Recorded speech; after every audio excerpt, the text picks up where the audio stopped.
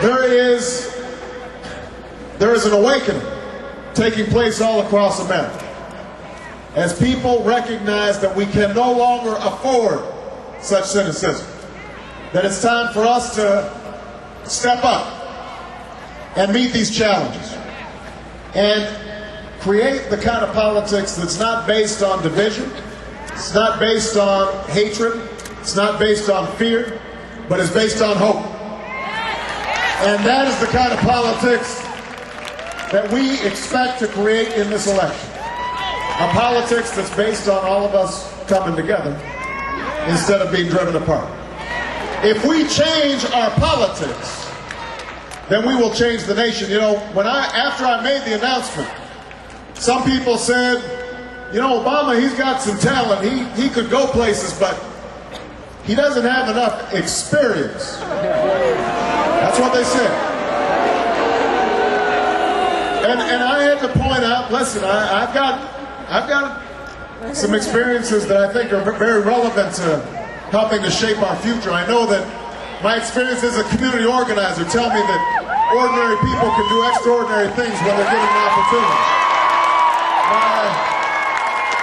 My experience as a civil rights attorney tells me that fairness and justice have to be fought for each and every day, that they don't come on their own.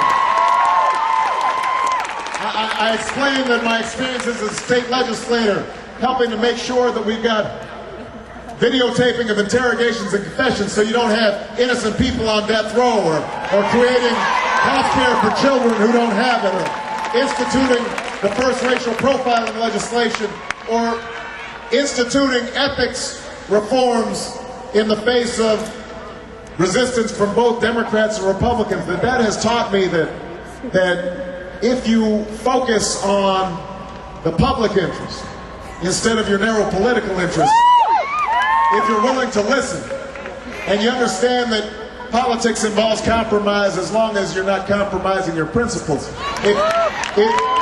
that I've learned that you can actually get something done through government, that government can be a noble calling.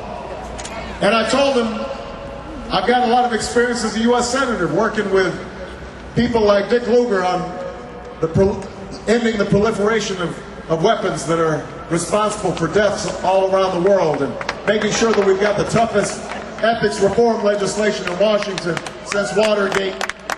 So I've got some experience, but what I understand, I guess what you're saying is that I don't have enough Washington experience. And what I tell people when they tell me that is, what I tell them is, it's true I haven't been in Washington that long, but I've been in Washington long enough to know that Washington needs to change. And that's the reason that I'm running for president.